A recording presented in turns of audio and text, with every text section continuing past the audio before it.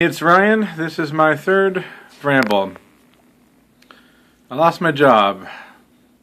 I was a barista at Starbucks. The Starbucks that was located inside a Target. And I was hired for seasonal work. And December 31st, last night, a manager came to me and said, you did a good job and we hired you for seasonal work and that time has expired, so tonight will be your last night. And this was about 30 minutes before I clocked out. Pardon the noises. I live in an apartment complex. So, I'm pretty surprised. Not angry. Not really upset. Just, this isn't a great time for me to lose my job. My cat, Rego, just died. He was only a year. We had him for 6 months. And he was a great cat. He was very loving. Very loving. He would climb up on you and just drape himself across your shoulders. And knead your shoulder and purr. And, he was my buddy, and he just... there was a mass on both his kidneys, and it just wasn't... There was nothing we could do. And we had to... I hate to reduce this $2, but... he needed blood work, and he needed x-rays, and the final expenses, everything came out to about $390, which wasn't too much of a problem because I was working. And then our second car is also fucked right now. It's in the shop. Something connected to the fuel line rusted out. I don't know. But driving it, you felt like you were going to pass out from the smell of... Pardon me. You felt like you were going to pass out from the smell of gas. So that's going to be more than $200. And now I'm unemployed. And that does not make things any easier. The end of the year is pretty much a real shitty time to kick me out, but the reason I'm surprised is I knew it was seasonal. I knew. And I knew there was a possibility that they weren't going to keep me on. But I didn't think it was a great possibility. I thought that, I'm a good worker, and I did a good job.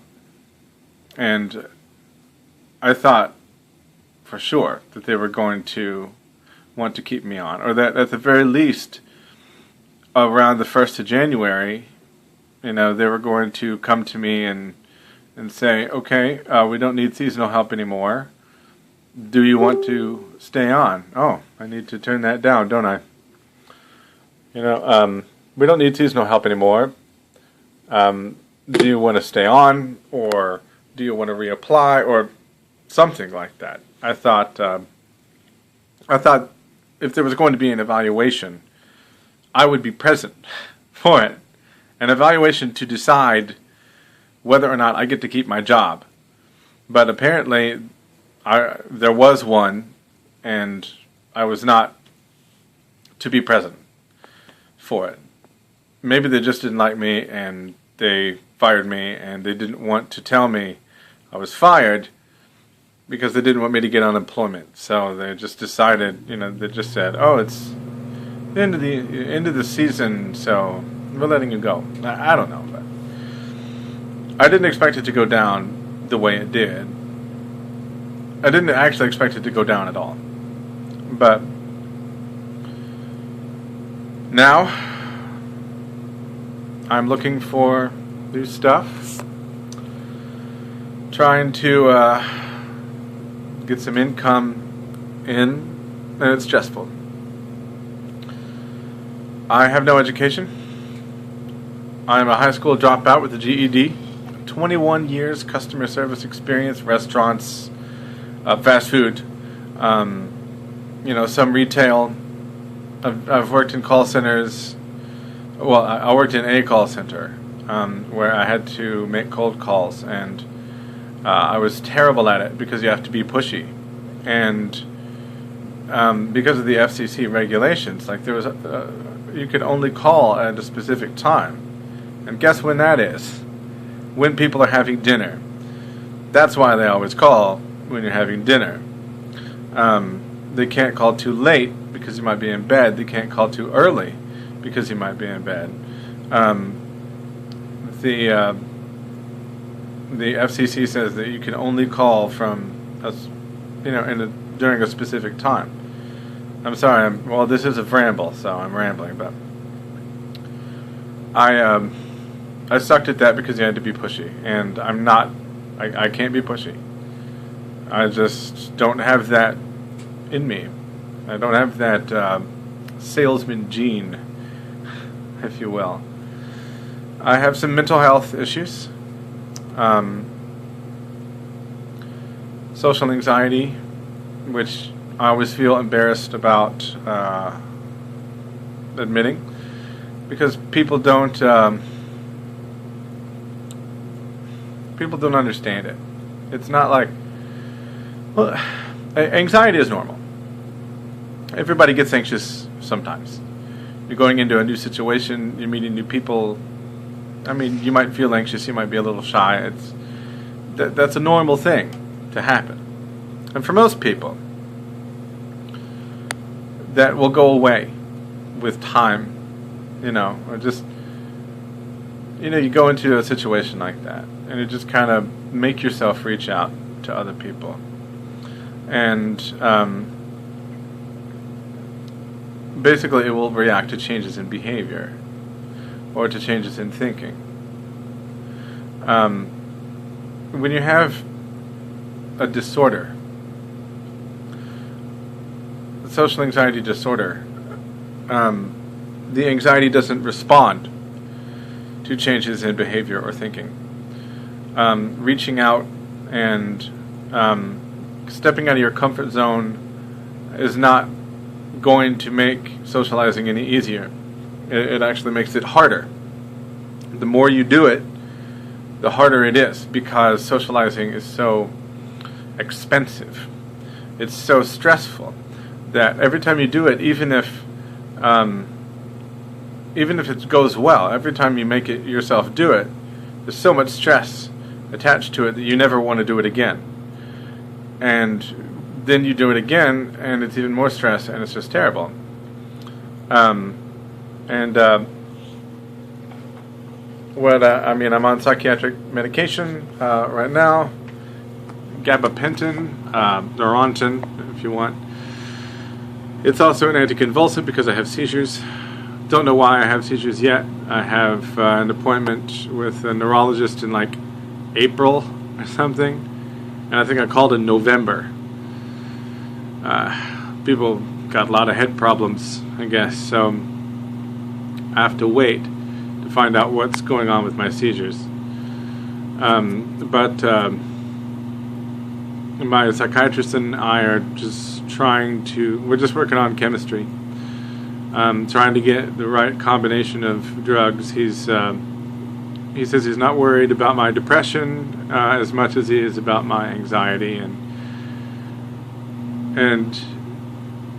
I agree, because I think the anxiety is a major contributor to the depression.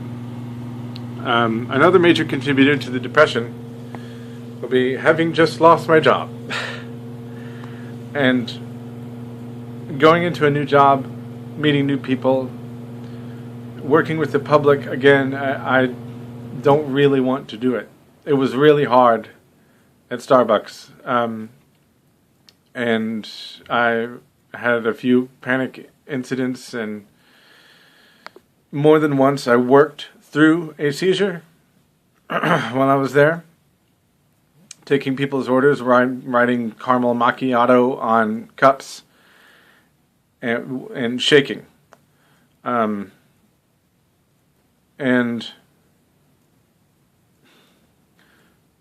that's one of the reasons that I don't want to do the whole call center thing, and why I sucked at being pushy. I mean, just interacting with a stranger is such an incredibly stressful event. I mean, calling people in Montana while they're eating dinner and trying to get them to, buy buy shit they don't need. I can't do it. I mean, I can do it, but it would be so stressful that I couldn't do it for very long. But what I'm looking at right now is janitorial opportunities. A school custodian, maybe a janitor in the office building where my dad works. And these are not the most prestigious positions. As I said, I have no education. High school dropout with GED. My experience lies in one field. Customer service. And I mean, obviously, I'm an author. You may or may not remember. I'm a published writer and author, and I have 2 books out. I have a 3rd book coming out. I write fantasy. If you want, you can think of it as knights and dragons, wizards, magic. I don't really write about a lot of that stuff.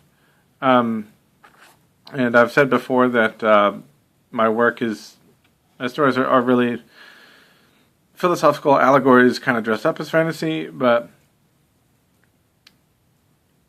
that is what I want to do. That is what I consider to be my job. But there's no money in it. Not yet. And until then, I gotta get down in the dirt and do anything that I can to make money. And